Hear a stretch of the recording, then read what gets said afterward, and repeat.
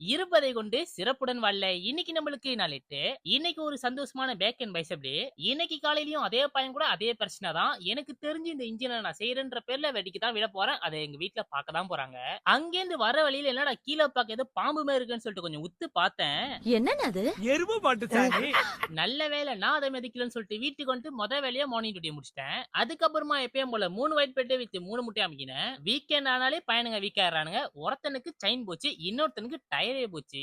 வாயில சிகரெட் மட்டும் இருந்திருந்தா அர்ஜுனர் 2 பாட்டா போட்டிருப்பேன். ஆனா எத்தனை பேர் என்ன அன்ஃபாலோ பண்ணிருப்பீங்கன்னு தெரியாது. அந்த வேலையை முடிச்சுட்டு கையோட போய் சிக்கனை வாங்கிட்டு வந்து லஞ்ச் அடிச்சுட்டு எப்பயும் போல மாட்டேன். இன்னைக்கு பேக்டேன்ற சந்தோஷத்துல ஜிம்முக்கு போறதுக்கு முன்னாடி கேப்ப தூக்கி மண்டையில மாட்டிக்கினேன். அதே மாதிரி காஃபிக்கு பதிலா டீ அடிச்சுட்டு ஜிம்மு கிளம்பிட்டேன்.